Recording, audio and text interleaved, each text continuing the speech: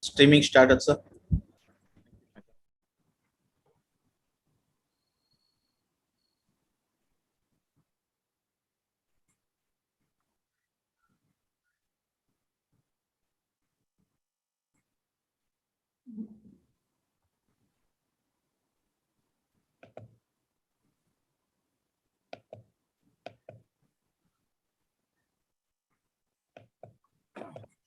Mr. Balaram, we'll start 6 o'clock now. Yeah, go ahead. Yeah. Good evening, ladies and gentlemen. Once again, very, very warm welcome to MMA Evening Talk, which we have been organizing regularly. And you are the source of inspiration that enables us, bring us some outstanding speakers. So one such speaker is going to be talking to you this evening on a very important thing. Before I call upon the speaker, and also we have a very, very special person to introduce the speaker and requesting Ms. Balraman to set the context.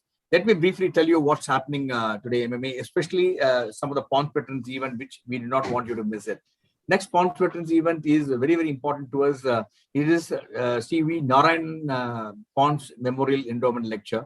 It's happening on 29th of June, the Tuesday evening. It's happening earlier. We have planned it hybrid at the MMA Management Center. Due to the present situation, it's going to be an online event, and we have two outstanding speakers will be addressing the first V. Narayan Endowment Lecture. That is Mr. Arish Manwani, a former Chief Operation Officer Unilever and Senior Operating Officer of Backstone. He'll be joining us from Singapore. And Mr. N. Shankar, our past president, and also Chairman of the Sanma Group, will be delivering the key, also addressing during the memorial lecture. Please do log in. Besides that, we have lined up a number of events. I'm not really taking off your time. I'm just giving a couple of more minutes for the people who are in the gate logging in. And we have also lined up a number of events in the month of July. One particular event which we want you to block your diaries on the 10th of July. Manish Tiwari, CEO of Amazon Consumer, he's going to be talking to us on some of the initiatives, what he has done in Amazon. Besides that, we have an event on the 15th on International Skilling Day for Youth, and we are trying to bring in some of the skilling thing, what is required for the youth. And we got, again, outstanding speaker, Secretary Tourism, and we're also bringing in how domestic tourism is going to be the order of the day with the people looking inward, travel restrictions, how it's that right time for each one of you to explore the number of interesting places which are already available in your own state rather than trying to move out. And other than that, we also lined up many things on Indian economy, then cybercrime, and also events relating to stocks and shares. So a number of things are lined up. And now coming to today's event, Own Your Journey. And the distinguished speaker for this evening is Ms. Babita Baruah. She's a managing partner of GTB India, a WPP unit. And now before that, now let me have the privilege of welcoming Mr. Balraman, and also Maithili Chandrasekhar, who has joined us as a special invited for this evening. Now, let me have the privilege of introducing Mr. Balraman. And Mr. Balraman is an MBA from IIM Ahmedabad and former MD of Pons and former director of Hindustan Liver, independent director of Nokia, Mahindra, Will City, Polaris, Mother Dairy, and many companies, and also the chairman of CAMS and chairman of Footwear Design Development Institute. Currently, the director on the board of Delphi TVS and Nippon Electrical, and past president of MMA. He has been a source of inspiration for us, as you are aware. And we brought the Women Business Council under him, and we are getting a lot of women mentors who will be taking. And so one such speaker today will be Babita Baruah. It's initiative of Mr. Balraman to bring in some outstanding women achievers to come and speak and share their insight, which will really not only inspire the women businesswomen and also women professionals, but I'm quite sure people like us also will get inspired, because at the end of the day, we get inspired by some outstanding achievement. Now I request Mr. Balraman to open up and open the session, or also set the context for this evening's program. Mr. Balraman. Well, thank you. Thank you, Vijay. Good evening, ladies and gentlemen. What is this Women Business Council under Madras Management Association?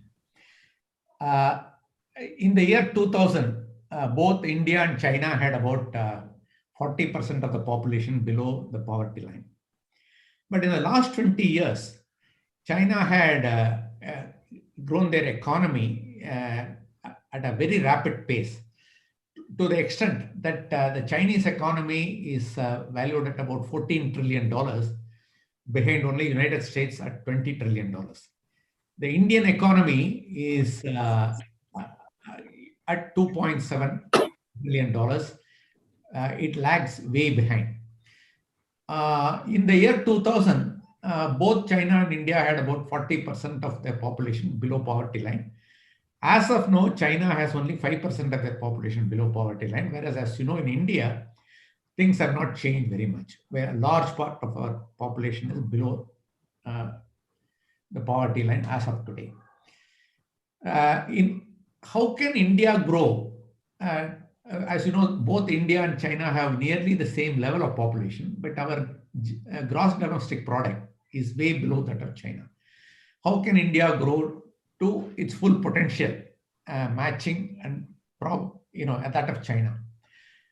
The methods available to China of the stick driving people hard, that is not available to India. For India, the method available is inspiration. We need to inspire the Indian. We need to motivate the Indian because we are a democracy. All said and done, and that democracy is of great value. One of the ways we think that India can catch up with China, not really match, but catch up somewhere, is if the Indian women can be motivated. 600 million of our 1.2 billion are women. If you look at the percentage of Indian women that are in employment or in business, it's way lower than 5%. It's about 2.5%. Whereas in China, almost all women are in employment or in business. So, but in India, it will be easier for women to get into careers in business because, as you know, India has been opening its doors to women. Women are today even fighter pilots. They are, and the Supreme Court has ruled that women in the army should be given commission on the battlefield. So over a period of time, and women are everywhere. Women are in Supreme Court benches, not to the numbers we want, but the doors are opening. It's happening, but it should happen more. It should happen faster, and India will benefit. As a nation, we will definitely benefit by more Indian women. Without tapping into the intellectual genius of Indian women, I'm convinced India will not be able to grow. Now, how do we do that? Most Indian women hesitate because there have been stereotyping. Most Indian women have restricted themselves to the home. So mothers, grandmothers, great-grandmothers have always been homemakers. So Indian women hesitate to do things outside home. There is a hesitation.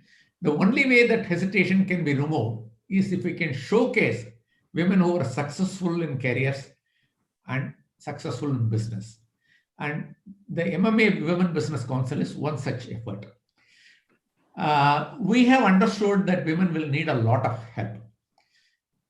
We know that they may need help with incubating, and we are willing to link you with IIT Madras Incubating Center. We know that women will need mentoring and coaching, and we are linking you up with women mentors and coaches such as Ms. Maithili Chandrasekhar and hopefully Ms. Baruah. And we are linking you up with easy marketing, digital marketing, which is not very expensive. We have identified digital marketers, women who will work with you, who are interested in your welfare, in your business doing better. They are not there only to make money. Where the size of the work is very large, there could, of course, be a financial arrangement between you as a startup and them as a digital marketing agency. We also have identified a few coaches. So we are willing to help you. It's up to you to ask Group Captain Vijay Kumar. Just write to him and say you need the ABCD help, and we'll try and see what we can do to help you in your business. Now, having said that, I'm most happy that I have two outstanding women, former colleagues of mine, people who helped me build my brands in ponds. It is no exaggeration if I were to say that Ms. Maithili did 95% of the job in what we did. And that's a honest truth. And I'm very happy that she introduced Ms. Baruah. I'm not going to say much about Ms. Baruah. I'm going to leave it to Ms. Maithili Chandrasekhar. However, I will tell you something. When I read Ms. Baruah's LinkedIn profile, she said there she had said something there which struck me. She said, cleaning a house is a job that never ends. You keep cleaning, cleaning, cleaning, cleaning, cleaning. If you really think about it, there is an enormous amount of truth there. Now that I'm not going to an office, I'm sitting at home most of the day. I know they are cleaning the place all the time because I have no place to sit anywhere, because wherever I sit, the maid will come with a broom and a mop. So my personal experience is, I even keep joking with my wife. The only reason you buy a house is to keep cleaning it.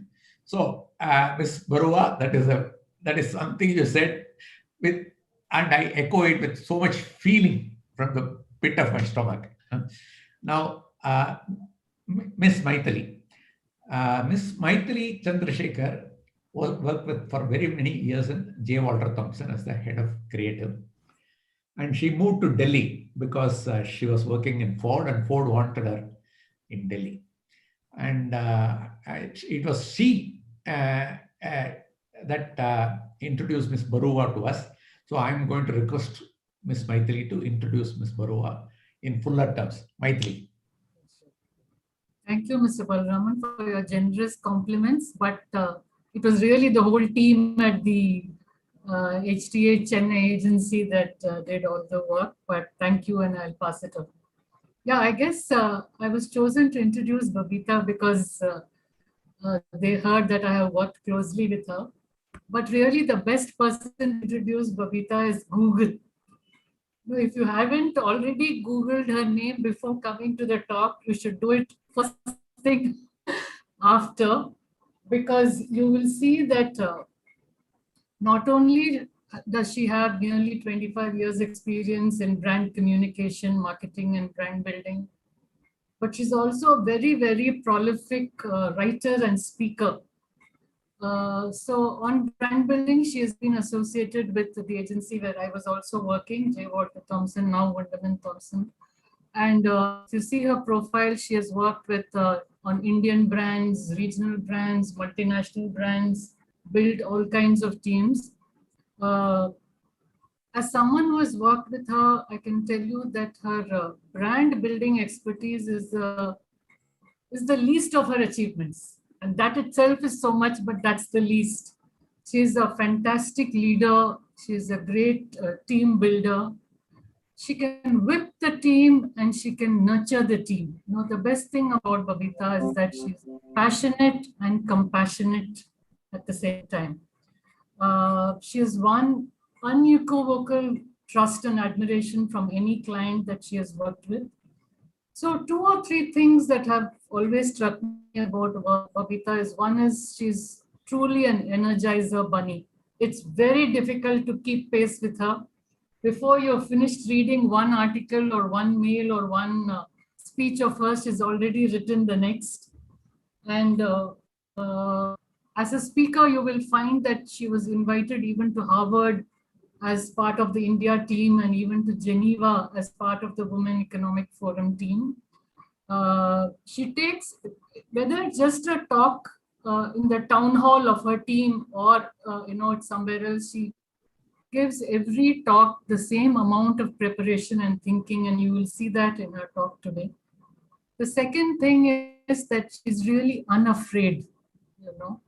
She is never afraid to speak up the truth, whether it is her opinion on a brand or leading a crisis, or even just in one-on-one interactions. When you read quotations like, the stronger the wind, the stronger the timber, I think of Babita. Life has thrown a lot of challenges, and every time she has come out with great strength, and she almost, approaches challenges with a bring it on attitude, And so I look forward to hearing her all over again. And I think every woman will really cherish and be inspired by the stories that she has to tell. and the principles. I think she'll talk about the pillars that she built for herself that brought her so far today. And over to Babita. Thank you so much, Maithili. I am overwhelmed, but I'm always overwhelmed, not just by what you say, but just by your sheer presence. So let me really return the kind words that you've shared here by saying that every woman needs an inspiration. And Maithili has been a sister from another mother, my mentor. Any news, good, bad, any advice, the one person I speak to before even I speak to my spouse at times is Maithili. And I do have a lot of questions as to why that's happening, but that's the truth. Good evening, everyone. It is such an honor and a pleasure to be here today. I must begin by thanking MMA. I must begin by thanking Mr. Balraman, sir. I've heard so much about you and the Pawns team that it is amazing to see you here today, finally. Thank you so much, Group Captain. You have been leading the conversation with me, and everything has been so clear and so well planned that honestly, I mean, Maithili has said that I do prep a lot, but this time I just felt that with Maithili and with you being so clear, I could just come here and speak my heart out. I'm very honest. Today, I have not prepped as much as I've prepped earlier because I thought today, let me share a bit of my own story. And what would you prepare for your own story? It's always there in your heart, right?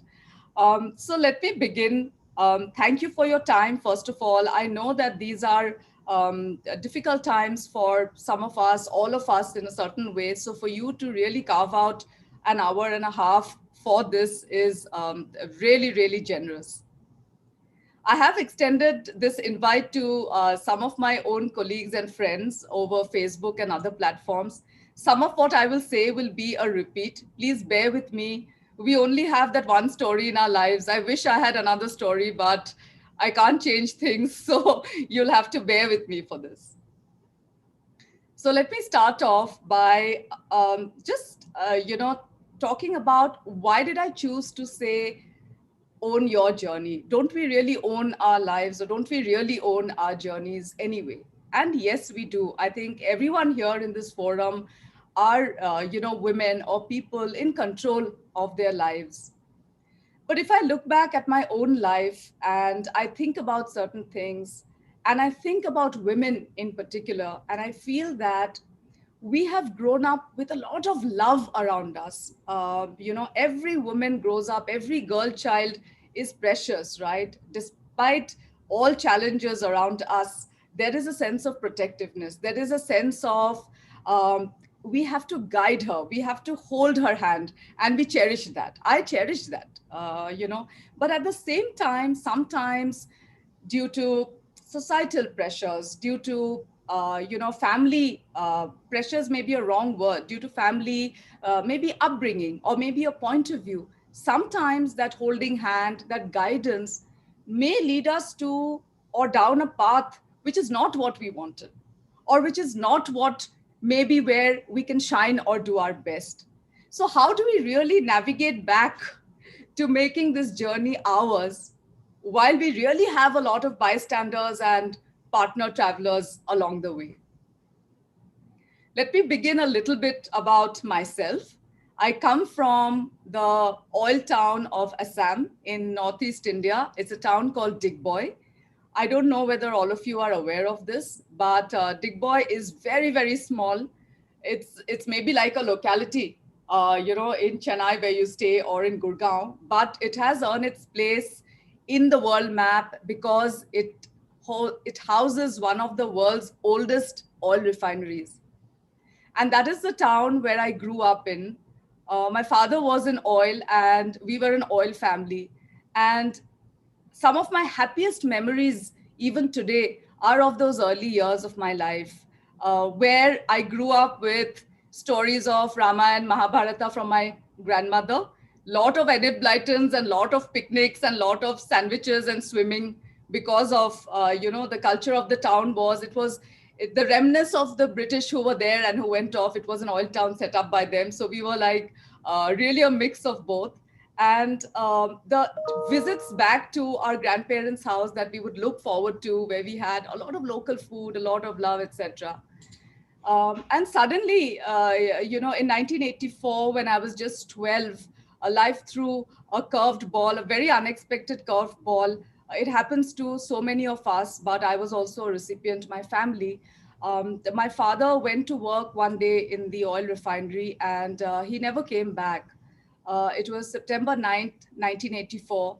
And that's a day which is very hard for me to forget, because that's the day I lost my father. And when a person goes missing, it's very strange, because, and especially in 1984, you wonder what happened. Was it due to a domestic strife? Was there something that happened in the refinery? Was it an accident? And as a 12 is hardly an age, but I think I grew up overnight, because my sister was 3 years younger than me. She is 3 years younger than me. And, at that point in time, suddenly, I think overnight, you just grow up to be the person who's holding the fort without knowing how to hold the fort. The next few months were just about, cops coming in, detectives coming in, conversations on what happened. In those days, of course, no social media, but local newspapers coming in, because my father was fairly senior in the refinery, and for suddenly somebody to go missing was a big case in those days. Anyway, we moved on. My mother got a compensatory job, which was nowhere close to what my father was, either in designation or in earnings. So we had to move towns. So at 12, we moved into a place which was a strange town where we haven't been there before. It is a city now, Guwahati. At that point in time, it was much smaller. We had to make new friends. We had to introduce ourselves to new neighbors. And it was a completely different life to what we were used to in the oil town and that gated community. And we were out there, we were out there in the open, three women. My mother was just 35. I was only 12. My sister was 9. And every day we would hope that the bell that rang or the gate that opened would be my father who's coming back. But in spite of all of that, life moved on, and I continued my studies. And, I sort of did fairly well in grade 10. I must say a lot of it goes to my mother, because she's a tiger mom. She was a tiger mom. And for my mother, it is, you never lose, you never win silver, you lose gold, So I had to, there was no excuse for not doing well when it came to my mother. And I loved her. And I loved her even more after this happened, because it was a big struggle.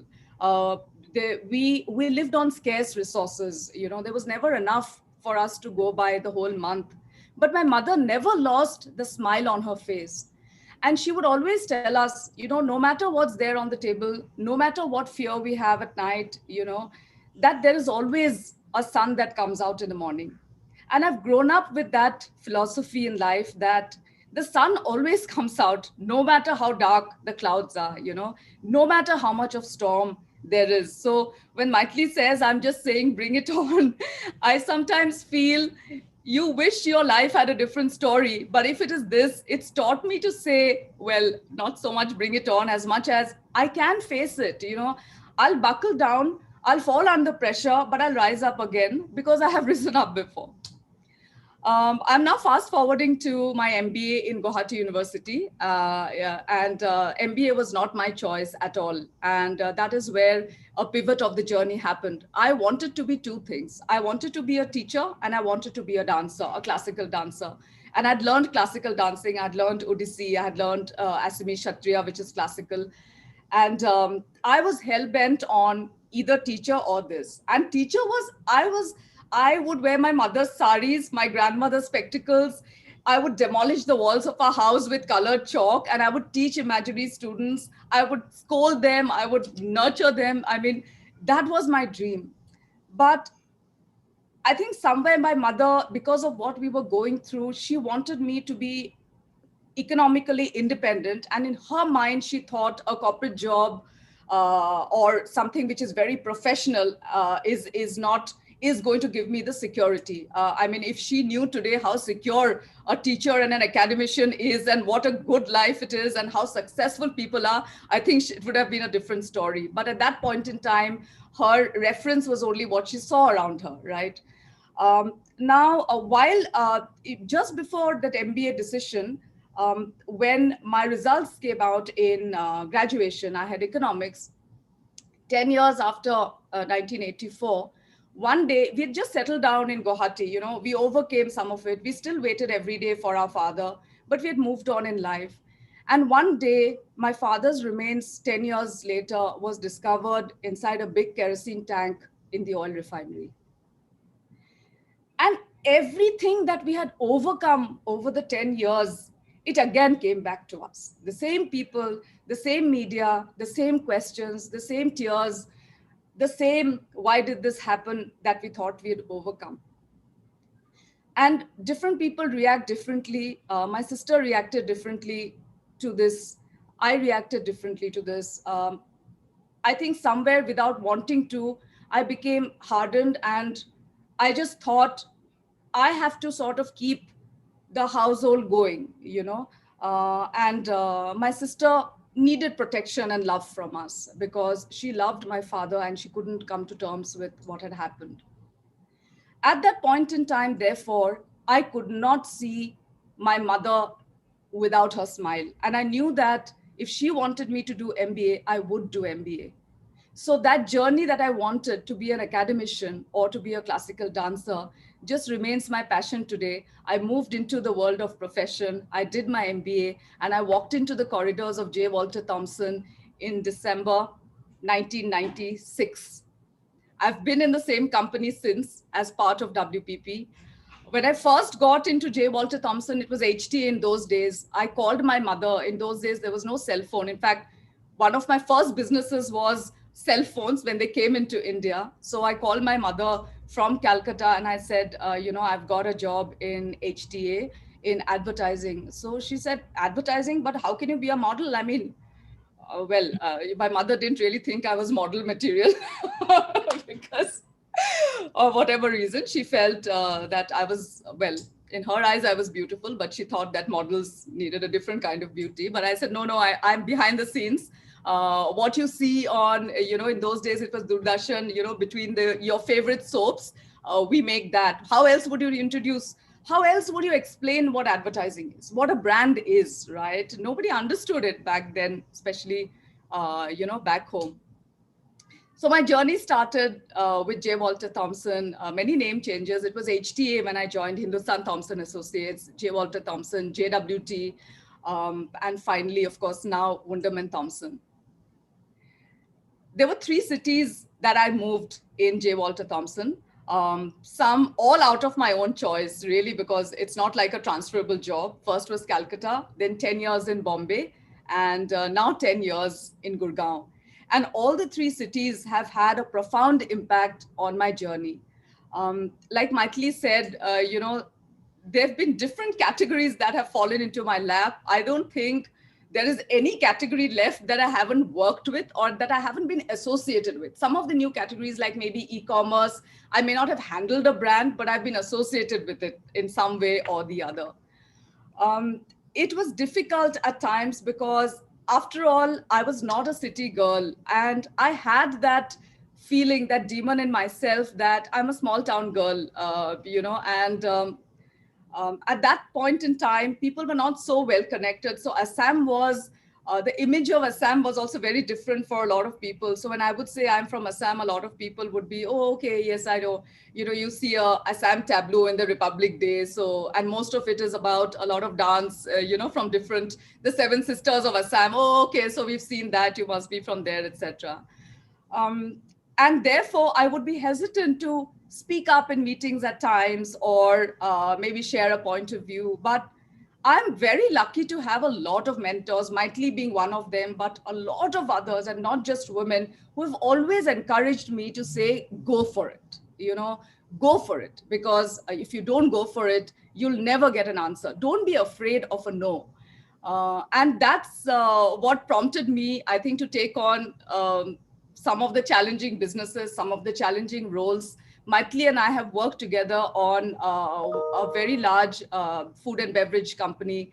Maitli is by design, she's well, not by design, by role, she's strategic planning. But to me, she's a partner. She's always been a partner. And I must tell you, the power of two women when there is trust and when there is partnership, and I'll come to it later, but this is part of my story as well. There was an incident which is really a business incident. It was truly about me. It was not about planning at all, and it was not about Maitli. But like I do even now, Maitli was the first phone call that I made to say, Maitli, this is happening. The business is going to be impacted. What do we do? And can I tell you something? Maitli and I first started by shedding a tear. And I'm not afraid of tears. I think a lot of women feel that, you shouldn't cry. It's okay. It's an expression. And my tears were not of fright. They were of rage. They were of frustration. And they were of emotion, because I knew that if I talk to Maitli, I know I'm going to come up with a solution. And she was not even, like I said, from business. We did come up with a solution. Let me not get into details. At the end of it all, we smiled and came out of the room. But that day I realized how important it is to have partners who you can trust with every single problem.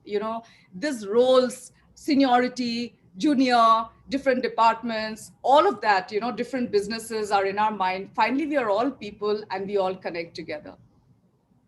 So let me come now to the topic back again. While we've been talking about journeys, the question is, who owns our journey, right? Like I said, especially when it comes to, say, profession or business, or if there's any change in our lives, any critical decision making. My own answer is often that more than one person owns our journey. And it's not because we don't want it. It's because we are also comfortable as women with this. And that is because the enemy behind not owning our own journey is not a vicious enemy with stick in its hand telling us you are not allowed to walk on your journey. That enemy is actually love and concern. That enemy comprises of words of parents who love us, siblings who love us, friends who care about us, mentors who are around us, colleagues we trust. And when we take all of this under consideration, sometimes, I won't say all the time, we do tend to lose sight of what is our North Star, because we always get overwhelmed and we always get influenced because of who we are. As women, we embrace input and feedback, and we are very affiliative. We are very inclusive, right? Not that men are not, but just because it's a woman forum, I'm making that point, right? There are certain qualities that are a little more enhanced, that are a little more skewed in us as women, right? And one of the things that we have been conditioned maybe is acceptance, right? Is embracing things around us. So what happens if we don't own our journey? I've seen that every time we give in to something that is not part of our plan or desire, it ends up curbing our energy, curbing our passion, and potentially curbing what we would have achieved. So there are really 5 points, and please don't take it as points because this is more a conversation, but I was just thinking about if I had to write 5 things, what would it be? And those 5 things are also there in the invite, but I'll talk a little about it. The first one for me is, it is very important to have a clear vision of our North Star. As some of you or all of you would know, the North Star is the star that was the only guide for travelers and mariners in yesteryears when there was nothing else, no GPS, just a compass. And the North Star is nothing but our vision of our own future. If we had to shut our eyes for a couple of seconds and imagine we are on a dark night road where the sky is lit up with stars and there is a North Star, and if there were words we had to write above the North Star about where we want to be 3 years from now, 5 years from now, 10 years from now, what would those words be? And those words need to be our words. They are an amalgamation or an outcome of all the influences, of all the good intent, of all the feedback around us. But finally, they are our own words. And it is very important to have that North Star. Today, I have managed to, after a lot of introspection, arrive at my own North Star.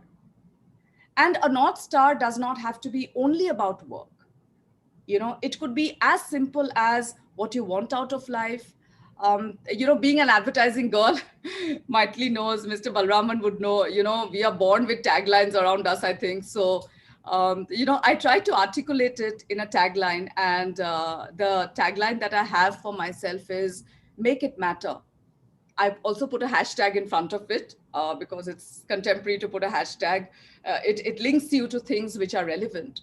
So hashtag make it matter. So every morning when I wake up, the mantra that I tell myself is, if I can make even one life or even one thing matter to one life, I think I've done something in the day. Whether it's in my profession, whether it's as a mother, as a wife, as a friend, as a colleague, I think, you know, I would have achieved it. The second point is a high degree of competence. And that is where Mr. Balraman was referring to what I wrote in LinkedIn. It's a quote from Clarissa Estes. She's written a book which I love. The book is called Women Who Run with the Wolves. And it's a book which talks about, you know, we are always stealing moments for ourselves. We are stealing time for ourselves. And that is where the cleaning analogy came in, you know, where we are so busy cleaning all the time that whenever, you know, our work stops, and especially now during the pandemic when it's work from home, you will realize when you ask yourself, the minute there's a meeting that's over or work is over, there's a break, we'll look around and say, okay, that needs dusting. Okay, that needs this. Okay, that thing needs to be ordered online. Okay, you know, my child's in school, I have that thing to attend. And before you realize it, that the day is over. And Clarissa Estes wrote a line which is very profound. You know, it struck me. She said, art is not meant to be created in stolen moments. And if you replace art with anything in your life, profession, job, business, we cannot exist if we have to live in our stolen moments. We have to have a job list where our own, you know, our own job list should have our name on it. So high degree of competence is very important today. And I've realized it because the advertising world that I joined is very different now. It is a world of data, of analytics, of behavior science, which is linked to data, which is linked to performance. Everything is measurable. And there is a risk of really turning into a dinosaur at times. And I have trained myself to be a student again and again. You know, there are master classes I take, there are certified courses I take. I'm very open to learning. I lead a unit today whose main function is actually data and analytics for a car brand, you know, something I never thought I would do. But it has given me the confidence to get, because I'm highly creative in my mind, you know, in my thinking. And this was a world that I was afraid of, but I got into it. So it is very important, and I urge all of you to never ever compromise on the competency, because if we are competent, it is very easy for us to get that step closer to the life that we want, to the job that we want, to the business that we want. There is no shortcut to competencies. And I'm taking the name of a student here who means a lot to me. In fact, because I keep teaching in management institutes, I'm taking her name. I don't think she'll mind. She's from Chennai. Now she's in the US. Her name is Charanya Kanan. And she was part of an MBA batch, and I took some guest lectures. In fact, she was part of the student community who invited me to Harvard for that session. And Charanya has been an amazing student who's shown me that if you want a clear definition of where you want to go, you can achieve it. And I think she's not even in her 30s. You know, she got her first job. She told me that it was a job that was totally a different world. You know, it was literally a world. I think she was the only woman there. And there were challenges like even maybe, you know, a washroom that she could go to, which was specifically for women because there were only men there. From there, she moved to the States, you know, with her family. She had a child. She's a great mother. She was fantastic in Harvard. She's passed with flying colors. And today she has a top job in one of the top companies in the US. She's a prolific speaker. She's right. She's won award after award. And when I look at Charanya, I really think about if you have that competency and that skill and that ability to learn more all the time, really the world's an open place. So that's the third point, second point. The first one was North Star. Second is high degree of competence. The third, and very close to my heart, is find our voice. You know, earlier, women authors could not write their own name, right? Because society didn't allow them to. They had to use pseudonyms. They had to use male names, etc. It was criminal. And even today, I think we ourselves have a lot of demons. The world has changed, but maybe those demons haven't yet changed. There are a lot of times, even now, I think a little bit before, should I make that point? And especially in a forum where maybe, there's a hot debate or a discussion. And it is very, very important to find our voice, because today technology allows us and has given us so many platforms to explore and to express ourselves. We didn't have that when we were growing up, but really, I mean, anybody today can blog, can write an opinion, can have a profile, can create something, can put it out there. You just need to find the right space and what you want to stand for, and have a point of view on something that you would like to stand for. Sometimes finding your voice is also, Maithili mentioned, leading a team. It's not easy because there are challenges always, right? When you lead a team. And I must tell you here a funny story. So one of my colleagues had arrived from Bombay, and so there was a car that was sent to pick her up, right? And when they were coming towards office in Gurgaon, where my office is, she saw a car and she said, "Hey, isn't that Babita's car?"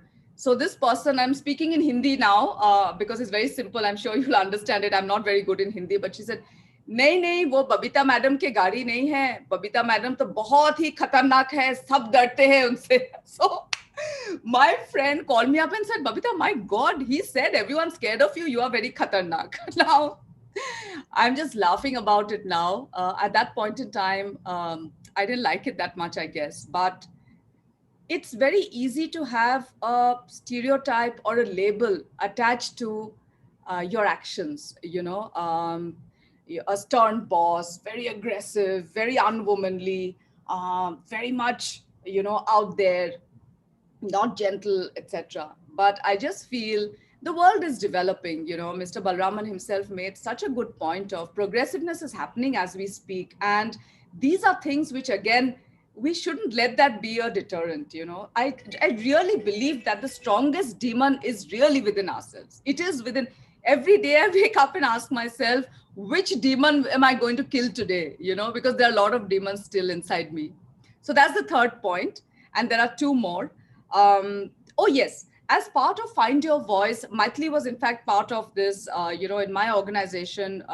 With the help of the organization, we started off something called the She Hour, where it was 1 hour where women drop their designations, drop their inhibitions, and really network and talk about what are the issues, what are the challenges, what are the opportunities. And we do it regularly every month. We've branded it She Hour. Some of us in the organization run it. And these are some things as women we can initiate. It doesn't take anything. It just means women get together for that 1 hour. But I can't tell you, from ideas to networking, to small things like if you can't pick up your child from work, I will be there to pick up. That kind of a bond happens when we create these mini networks, these satellite networks in the place where we work. The other one, which I indulge in at times, I don't have so much of time now, but I'm very open to, I do have women calling me up because I did undergo a separation and a divorce. And I have this a Facebook site called Divorce Consult. Now, I don't consult on divorce. I don't want any separations. I believe in happy families. But if there are any women who are undergoing some challenges in the legal battle, not in the decision, in the legal battle, that is where I feel that I just work as some kind of a mentor, not even a consultant, because I do it, obviously I don't charge anything for it, right? And I speak from experience. It's not easy to know what to talk to a lawyer. It's not easy to stand in a podium like I had to do to just fight for, say your child or to fight for what you want out of it. And all those learnings are there for me to share and mentor. So that's something which I also do. Again, like I said, the reason I'm mentioning it is it's very easy to do some of these basis our experience and learning so that other women who are on their own journeys can also learn and benefit from it. The fourth point is facing our vulnerabilities. We've worked on a brand which has this famous tagline, "Dar ke aage jeet hai, beyond fear lies victory." And I really believe in it. If you face your fears, there's victory overhead. Sometimes we are very scared of our own fears.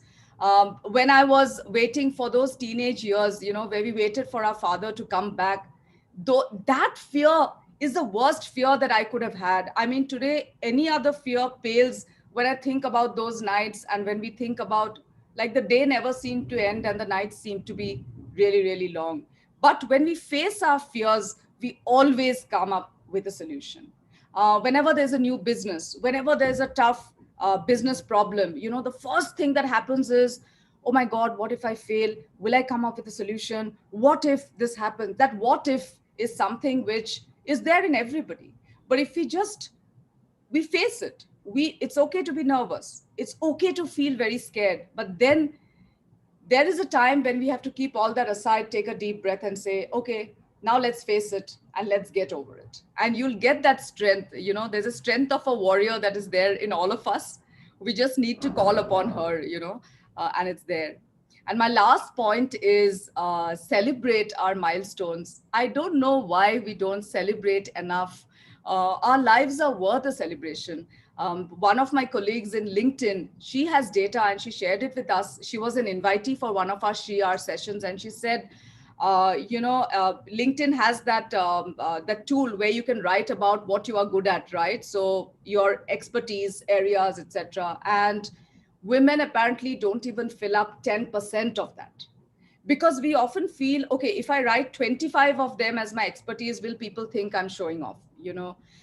So it's very, very important. I don't want to use terms like personal branding and all of that stuff because, well, we know what that is, right? We know what personal branding is. But what I want to say is, if we feel we've done something right, a celebration can be as simple as a treat we give ourselves, a good cake or sweets that we have with our family, to writing and talking about it in a way that is a learning for others. In a way to say, I reached this, or I achieved this, or I did this because these were the challenges and I was very happy to, or I could overcome it, etc.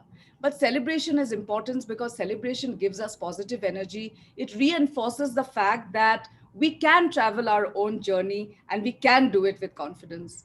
And I end by saying that if we don't own our journey, we will soon not own our lives the way we want to.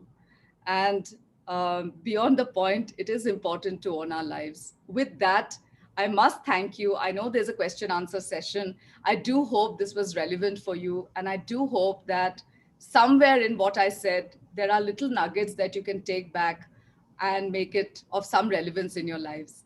Thank you.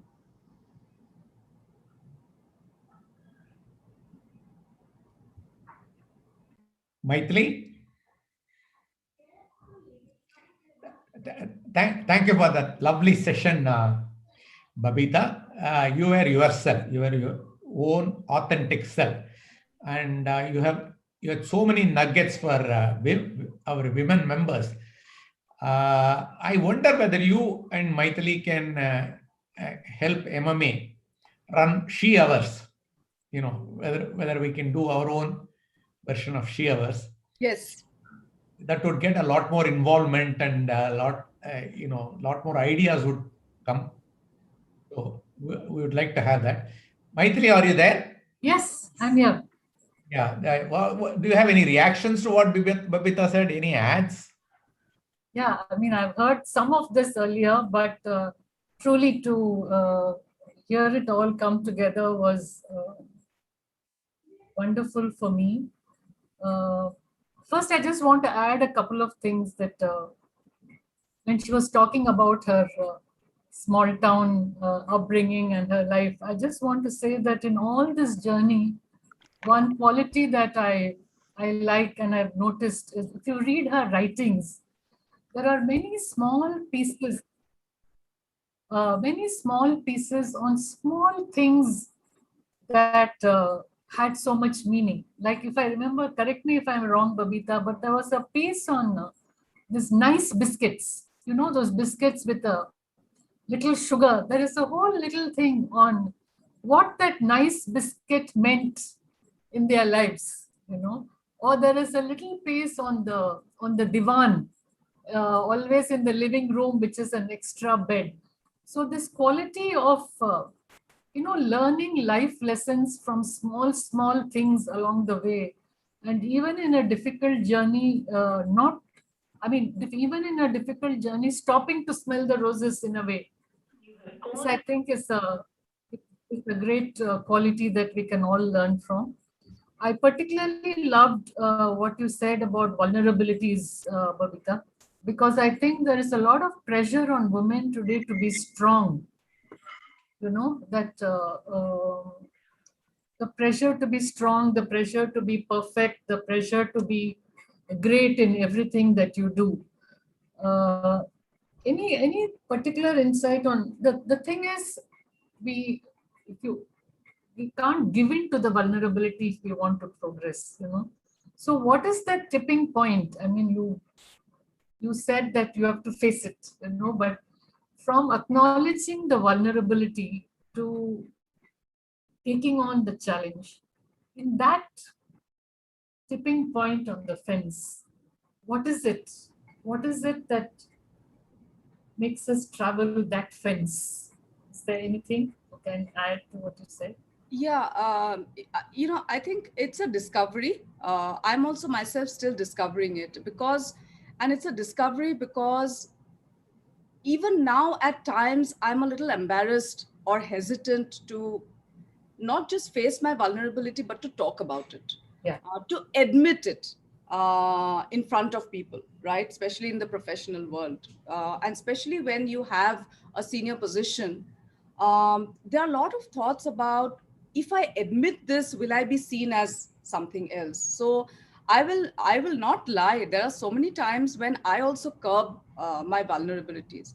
The point I'm trying to make is more, sometimes, I also talk to make a point to myself. And I think the journey starts with admitting that vulnerability to ourselves first, because if we try to hide those vulnerabilities from ourselves, it'll be very difficult to face the world with it. So just to give you an example, say one of my vulnerabilities could be that when I get very, very worked up, I get my emotions show overtly on my face, right? And the codes of corporate culture that has been written before does not allow for emotions to be on your face. You are meant to be in control. You are meant to be.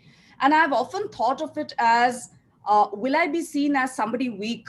If I'm so overt in my emotions that people can read it, right? Like my voice would shake, or maybe by your eyes would be, it would be teary eyed, right? With the point I'm trying to make, right? Now, for me, that's passion. When I face it, I tell myself, don't worry, Babita, that's your passion. That's it. But I often wonder, will the person across the table see it as passion, or will the person across the table say, oh my God, another woman, I mean, no wonder, why do we deal with it? So Maitli, I haven't found an answer myself, but I always like to talk about it, because there has to be a point when we have to say, yes, this is my weakness. Yes, this is the point where I would, and then in bits and pieces, you admit it. Today, with 25 years behind us, like I'm, traveled so much of a journey that now I'm calm. Maitli, you know who I'm speaking about. One of our bosses, I walked into, our common boss, I walk into his room with a problem and I say, you know what, I need to talk about it. So he said, okay, let me get the tissue box first and put it in front of you, because I know what's going to happen.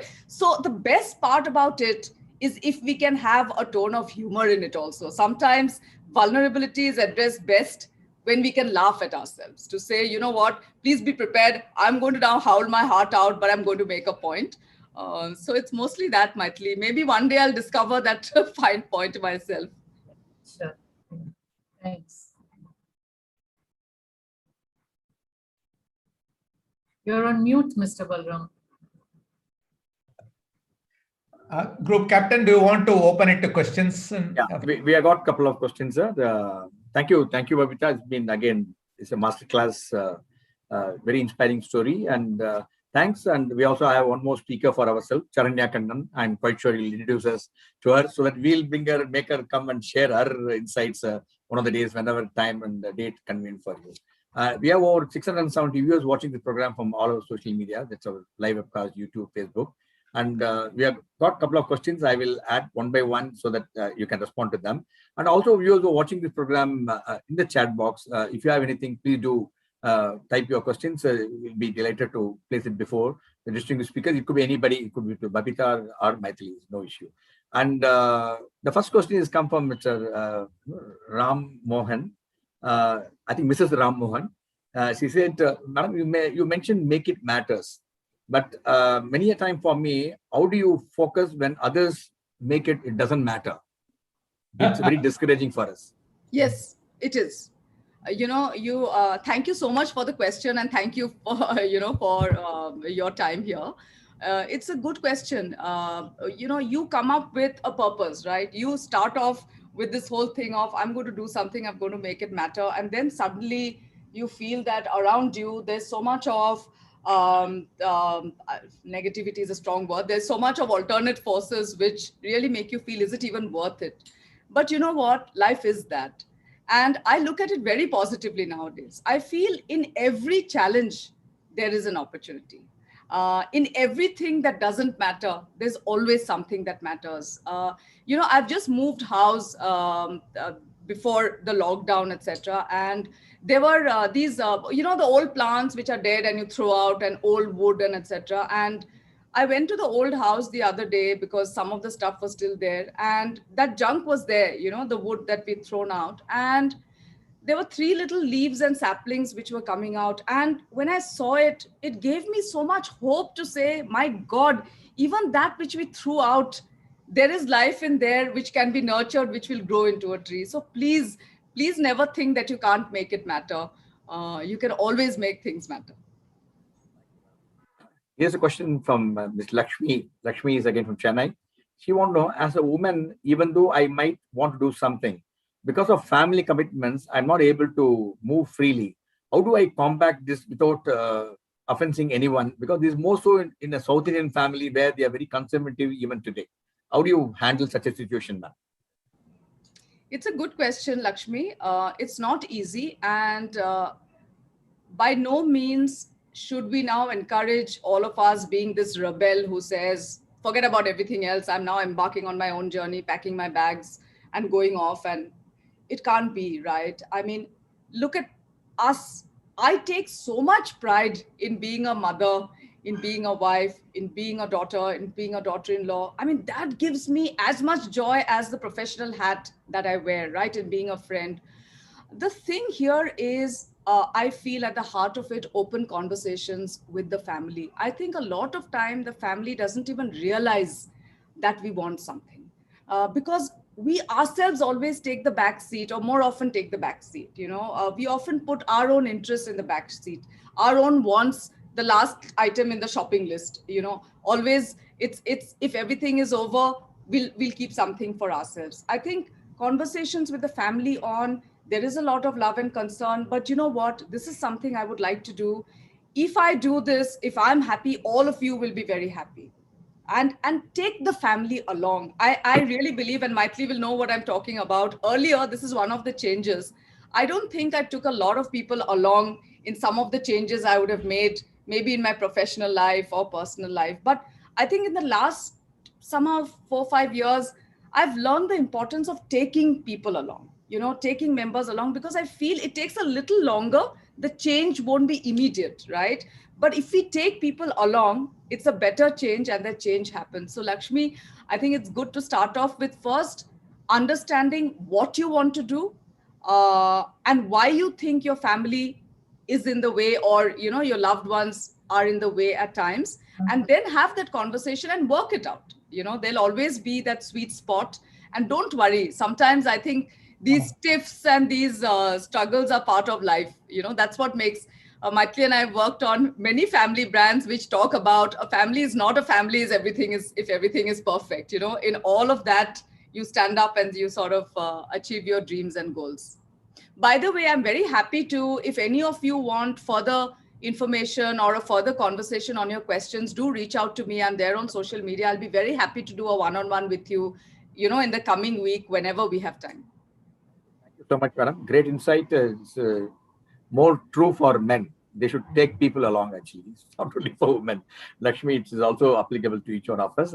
In fact, we have another question. I think Lata Kumar want to ask, before I tell my team to unmute Lata and get her the permission, let me ask a question to you. Meanwhile, the Lata Kumar will get settled down. Here's a question from Mr. Michael from Bangalore. He says, when you say own your journey, often times as an entrepreneur, my path is very foggy. Where and how do I find the motivation to steer the past damage? Though it's so just so that I'm clear, you're saying as an entrepreneur, it's very difficult to own your journey. own your journey, and is most of the time is foggy, and I'm not able to take very, very clear and conscious decision.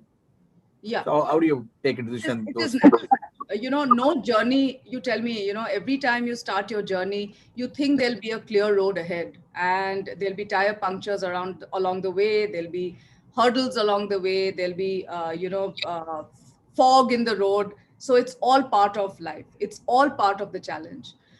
My thing to entrepreneurs, first of all, I admire entrepreneurs. I mean, I must tell you, I have the entrepreneurial spirit, but I've become caged. I'm like a caged bird in the corporate world today that, you know, has become so much of my comfort that I can't get myself out of it and start something. So I admire you, Michael, for doing that. Don't worry. Look at every fog as an opportunity. Look at every challenge as an opportunity. I'm very happy to talk to you on a one-on-one on, there are ways in which, you know, you can just focus. You can work out what are the different directions. You can do a bit of personal scenario planning. These are all big terms that we use. It's nothing but on a piece of paper, finally, if you keep writing what you want and if there's a method you put on it, you will find a solution. Having said that, life is never a bed of roses. But remember that only the ones who overcome that will be successful. So in a way, I feel very happy when there are challenges, because I know that a lot of people buckle to challenges. If everything was good, it's very difficult to shine. Thank you, madam. I think Lata, you joined. Please address your question to the speaker, please. Lata Yes. Hi, this is Lata. I want to first say that what I liked most about the session was it was spoken from the heart. And I think this reflects the job also when you put our personalities into a job like this. As for my question, would you agree that gender stereotyping is far less in this field of design and advertising than it probably is in other industries? That is the first question. And the related second question is, assuming that there is some level of gender stereotyping, how do you deal with it? Have you had experience that, and how have you overcome such stereotyping?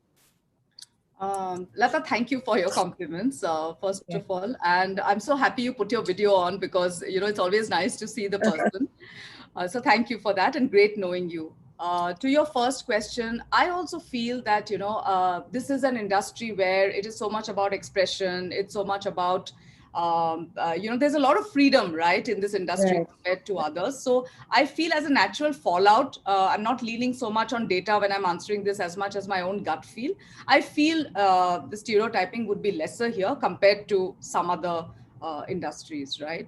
I'm happy to dive into a little more detail if you're interested later and maybe connect, but my instinctive answer would be yes. To the second one, I won't say I have faced it, but I know of a lot of people who have faced it. And maybe, you know, we are also lucky because, you know, sometimes you're part of organizations that have actively encouraged, you know, anything and everything which is against stereotyping. But that doesn't mean it doesn't exist in the world around me. And I'm very conscious of that. My experience is actually, I do a lot of mentoring programs as part of the organization I work and even outside. And this question keeps coming up. It is, it is not easy to overcome it, because it's not just a fight with yourself, it's also a fight with the external world, right? It means changing a lot of mindsets. A lot of times it is a subconscious bias. It'll never be out. The person who has that bias doesn't even know that it's a bias, right? So it's not easy to sort of fight gender bias. All I can say is, at the end of the day, if we can express ourselves, if we just wear blinkers like a horse to what is around us and go forward to what we want to achieve, high degree of competence, comfortable with our fears after overcoming them, even if we don't overcome them, move on with our fears, and really, really have that sense of, I'll go forward no matter what, some things fall along the way. Are there moments where you feel so miserable because of what has been said to you at times, or what you felt because somebody maybe didn't say something overtly but made you feel like you are this, you are this woman or this kind of a woman? I know how terrible it would be, but at the end of the way, it is our life. Sometimes I tell myself, we are just giving time of day to others if we feel miserable about what others have to say or think about us. So I'll end with that. But Lata, this gender stereotype, there's so much written and talked about it that I'm happy to connect with you at a later stage and it's a conversation after my heart, and I'm happy to do a virtual coffee with you. I look forward to that. I will connect with you. I'm very happy. Thank you so much. Thank you. Thank you. I'm butting in here, hello, because what we are trying to do with the Women Business Forum and earlier Women Managers Forum, which I started in 1994, is to break the gender stereotyping. Because when we want to tap into the intellectual genius of Indian women. We see you as Indian intellectual genius, nothing more than that. We just happen to be men or women, whatever, that is immaterial to productivity, contribution to national GDP and all. I'm so happy that you are all coming together. I hope you will help me carry this journey into fruition. Fantastic. Thank you, sir. Thank you, Lata. Balraman. Yeah. Now it's a question from Ms. Rashmi from Coimbatore. She says, as a management professional, now as an entrepreneur, even when I know that I am hitting the milestone, I'm scared to celebrate them. Is this normal people to be scared of celebrating the milestone? Because I have always the fear in me that the fear of failure, that if failure happens, how do I face? So how do you come out of such a situation, ma'am? Yeah. Sorry, Maithili, do you want to take any of these? Because, Maithili is way more experienced than me. Yeah, I think this is a slightly, maybe it's an Indian thing and a woman thing, that we are scared that if we celebrate too much, then something else will go wrong later, I think, yeah. Even men do that, Maithili, if I may say so. Sorry? Even men fear that. Yeah. Celebrating. We think that we will put eye on our own success. Very true. Yeah, so I think, I'm a big believer in actually affirmations and positive thinking. And I think the more we say we are successful, we will be, I really believe in that. So, and just celebrate, you've come this far. It doesn't matter what happens tomorrow. Today you've had a little bit of success. That's okay. If today somebody got 10 on 10 in an exam, celebrate that. Tomorrow 3 on 10 doesn't matter. Today's 10 on 10 needs to be celebrated. I think it's also right. Tell Babita, she'll send you flowers. Yeah, just go ahead and celebrate it. Yeah. Think if you're religious, think you're putting something in the undil, God's box.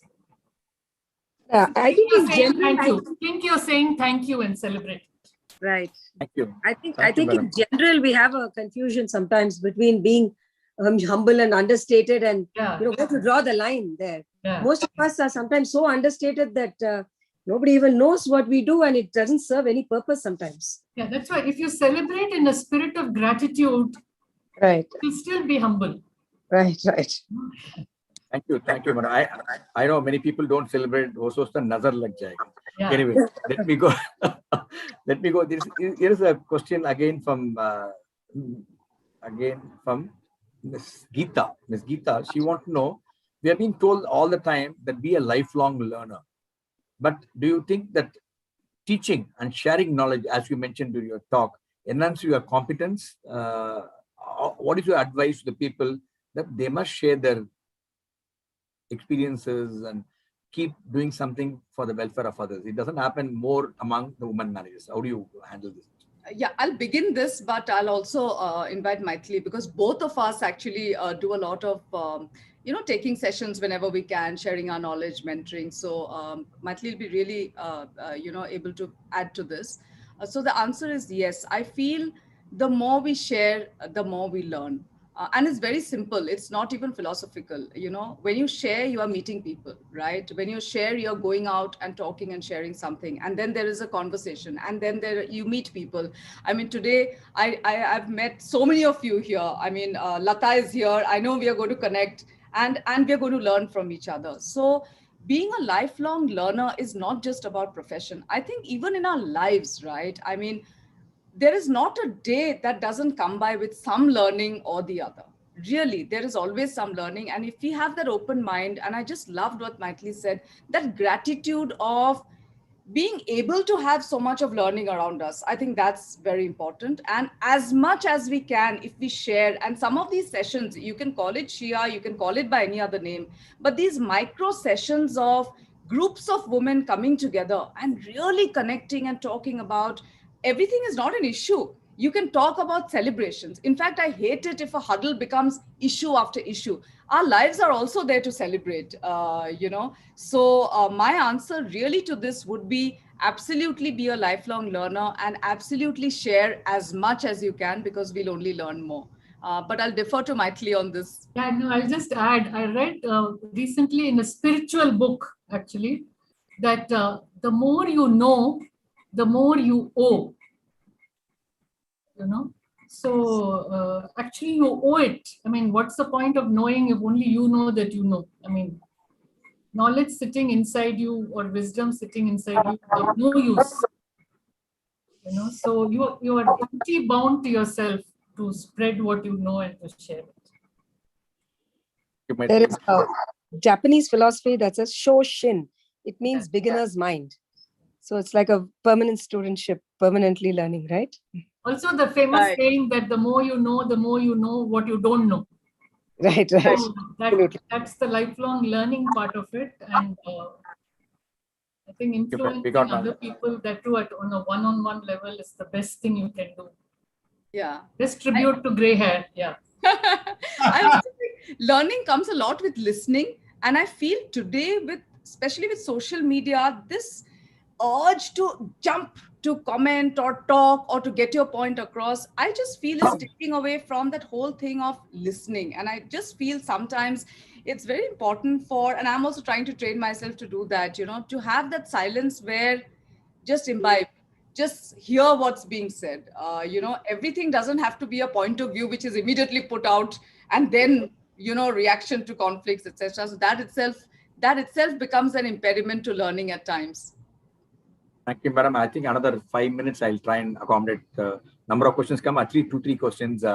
Here's a question from Sangeeta. She's an MBA student from Chennai City College, Reading College. She says, Mike Tyson said, everyone got an idea until they get punched in the face. We see everyone say that they have the next big thing in their mind, but fail to execute. Now, when we have an idea, what should be the very next thing that we should do, especially during this pandemic time, when anything doesn't get executed as expected? There are, ideas. So I'm just, first of all, Sangeeta, good to have you here. Thank you. I'm assuming that your question, when you say ideas, it is about business or professional ideas, right? But I'll speak overall on any idea that comes to us. Look, first of all, an idea also means some change, right? Ideas come with change. When we have an idea, it means there's something new, there's something different. And a lot of times it is very difficult to get an idea executed also because it means change. It means use of resources. It means somebody else may be impacted. And sometimes people are not receptive to it also because of that, because maybe it could lead to an impact which is not conducive to their own existence, their own roles, etc. I think the fact that you are asking a question about an idea shows that you are an idea person. It is very important to get that idea out of yourself, to give shape to it. Sometimes we often feel that nobody understood us, but maybe we were not clear in explaining our idea. So whenever we have an idea, to make it very, very clear. In fact, Maithili has wonderful ways of, Maithili would force us to write things on a post-it note, because if you can fit it on a post-it note, it better be an idea which is well expressed, for instance, So it's important to be very clear on what your idea is. And then after that, have a plan on who are you taking it to? Who would be the right person to guide you? Who will be the right person to execute it? How much would you need in terms of resources to execute it? What stands in the way? Look at an idea as a business proposition, and you'll see that the chances of it getting executed are higher. Having said that, a lot of ideas don't see light of day. Don't worry, there'll be more ideas that come into play. Maithili, please build on to whatever I say, okay? Thank you. I'll move on to the next question. This come in the chat box from Venkateshwaran. What do you know? Is there any difference between mentoring a male manager and woman manager? I think not relevant to the thing, but maybe since you mentioned you're mentoring so many, maybe that's the reason he asked this question. Actually, I'll request Maithili to take this because I don't know, for some strange reason, I've mentored mostly women, but Maithili has mentored men as well. So, strictly speaking, there's no difference, but I think the difference is more in the male who is approaching a woman mentor. True. Brilliant answer. Yeah. Absolutely correct. Yes, you must. It's not in the mentor. The difference is in the mentee. Mentee. Thank you. I think it satisfies Mr. Venkateshwaran. We also have a question from Bindya. She wants to know that how do I overcome guilt in managing work professionally and also the personal requirement at home? You mentioned that we focus too much on cleaning. Yeah. Maybe relevant to that question, Bindya's. Yeah, I know. I also feel guilty. Like there are so many times I have missed my daughter's, parent-teacher meetings. There's so many times I feel. I mean, she's had dinners on her own. There's so many times where I feel, am I a good mother? So I totally know what you're saying. But, you don't have to fight with yourself to overcome it. It's just being very comfortable with the fact that, like today, when I look at my daughter, for whatever it's worth, Maithili, I laugh when you say Google, because there's a little anecdote. So in her class, when she was in class, I think 6 or 7, they got them into computers and showed them how to Google. And they said, search for your parents, meaning just to give them a thing and all of that. And then she came back and said, my God, when we said search, I had pages after pages of you. And there was so much of happiness in her that I felt, chalo, I may not be there for everything, but at least today she was happy that she could see my face across Google. So, Bindya, there are a lot of things that our children and our family are proud of because of what we do. They are very proud of what we do. So that guilt is more into us. It's just about having time set aside for things. And that's another learning that I have. I used to be a workaholic, and even now when it needs be, I can work like 3 days in a row. But I have learned to take those pauses for myself, for my family, and then come back to work again. So that's very important, to have time for family, for things that matter to you, and just don't feel guilty at all. I can tell you that your family would be super proud of you. The fact that you're going out there and doing something is something that, they'll truly love you for that. That guilt is something, it's more in our minds. I've figured that out now. Thank you, madam. One last question for this evening. Before we come to the thing, we always come to the end of the session. You mentioned about find our voice. And many a time, this is a question which has come from Rajeshwari, actually. She says, many a time we are stereotyped as a troubleshooter when we want to really raise our voice and share our point of view in a meeting or in office. Many times we are overshadowed. No, it's okay. we are not listened to. It's really, really hurting. So how do I come out of such a situation, continue to engage myself, to raise my voice without impacting on my image in the organization as a troubleshooter? Yeah, it's not a happy thing if you are in that situation. I just think it shouldn't be that. But don't stop at finding your voice. Now, the only thing I would say here is there's a difference between making a point and just making a point because you want your voice to be heard. And I'm sure it's not that, but the reason I'm saying that is sometimes we feel compelled to speak out about something because we are in a meeting and we have to contribute. And I think it's very important to talk only when we feel we're making a contribution, and in that to have this very okay, now this is something which I've read and I've experienced it, practiced it on myself many years ago, so which is why I'm repeating this. There's a way in which we talk where we don't come across as this leaning forward, I'm making a point, rather than this calm, confident voice of, I've heard all of you, gentlemen, ladies, may I make a point here? I've heard this and this is what I feel. I know this may not be whatever in this.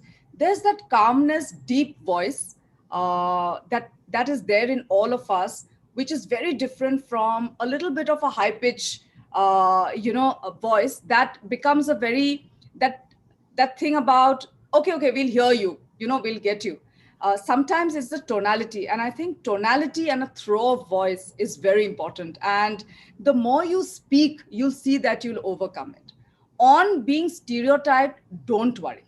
Really, it doesn't matter. Don't let others take away your voice from you. Thank you so much. And you'll find that your voice will be heard. So again, I'm very happy to, this is something which I'm trying to work on for a lot of sessions where this question is asked. So if you reach out to me on a one-on-one, I'm happy to give you some tips on this. Thank you so much, madam. I think we have come to the end of the session now. Thank you for patiently answering all the questions raised by the viewers. Now I request Mr. Balraman for his closing comment, and also we'll have a feedback from Mr. Balraman to you for your closing comments. Group Captain Dr. Chokkalingam put up his hand. Can I make a small comment, Captain? 1 minute comment, half a minute. Yes, half a minute, Mr. Dr. Yes. Please go ahead. Actually, I came late, sorry for that, but I can catch up what you have been telling about that. I'm really happy about it. And your journey, you are going to only take up. The topic was very nice. I couldn't be there from the beginning. So as far as the gender is concerned, it's only arbitrary. In the real sense, there is no gender difference.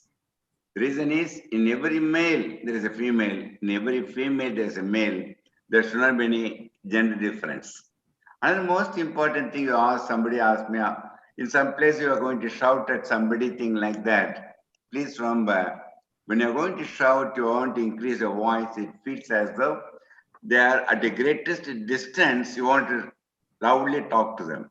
If you are going to keep them more closer, the voice will come down. And if you're more closer, actually silence may give you a lot of communication. So louder if you're going to be, you are distancing them and you are not empathetic. So softer, you can communicate much more effectively. And as far as that business management, Balraman and Vijay Kumar, they are experts. I don't know much about it. And I really appreciate your interest towards humanity in the COVID scenario. Thank you, Captain. And thank you, Balram. Thank you very much. Thank you, Doctor. Thank you. Mr. Balraman, your closing comments. Yes. Babita, this has been a very high value session for us. Very high value because you spoke straight from the heart, and you spoke in extremely practical terms, in real terms. I mean, nothing that you spoke was jargon, and everything was reality, starting from the time that your father disappeared with no explanation whatsoever. And we in MMA were driving towards this all along. We were hoping for such involved, open sessions, because we are genuine when we say we want to bring women into the national mainstream. We want to understand women. We want to be empathetic to them. We want to tap their brain. We want to tap their contribution to Mother India. That is our honest effort, and we know we cannot do it unless we let women speak in their language. All business, the whole of India should speak the language of women. One woman speaker I brought in pointed out to us that in India we are still not honestly appreciating the issues women face in day-to-day life. For example, if I have to drive with my wife from Chennai to Bangalore, which is a 6-hour drive, I need to pre-plan where I can stop for her to have a bathroom break. So that is still the situation in India. I mean, it's extremely sad, extremely sad. How do we call ourselves an advanced nation? So there is a lot of mile distance we need to cover. But I'm very happy that today we are having help, starting with Maithili, with Lata Kumar, and you. And I hope your tribe will increase. We are looking forward to having she hours, if not she days. And I request Group Captain Vijay Kumar to take this idea further and tap you. And thank you for all doing what you did today. Congratulations. It was an outstanding session. As people are saying, more than 75% say that your session was excellent. And there is nothing more I need to add. Thank you. Thank you, Mr. Balraman. As a token of our appreciation, madam, you are staying at Gurgaon. Otherwise, next time when you come to Chennai, you must visit our state-of-art management center. And this is what we do during the pandemic time. We present on behalf of you, we present under mask and mini sanitizer. In addition to that, what we also do is our team, we do a special vaccination camp, which we have done around MMA. We take care of the people around, and also we provide for the people who are need 1 month ration so that when they lose out the job. So these are small little activities what we do. All this we do it in appreciation of the speakers who come and contribute their knowledge sharing sessions of MMA as a token of our appreciation. Thank you so much, Babita madam. Thanks, Maithili, for joining us this evening at a short notice. And also thank you, Lata, for joining. Thanks, Doctor, for sharing your views. Thank you, Mr. Balraman, once again for facilitating a great event this evening. Thanks to each one of you, gentlemen. Stay safe, stay healthy. If you're not taking a jab, please take it. If you're taking one, don't wait for the thing. Take the second one too, and maintain the social distancing and follow the norms, especially during the lockdown, because your safety is very, very paramount important for us as much as the safety of others too. Thanks so much. Till we meet again. Bye-bye. Good night. Thank you, Babita. Thank you, Maithili. And thank you, Mr. Balraman. Bye. Bye, everyone. Thank you so much. Thank you. I'll keep in touch with you for the support what we require. I'll send you a mail, madam. Yeah, absolutely. Thank you so much again. Bye. Lata, we shall connect. Yes, you should. Yeah, thank you.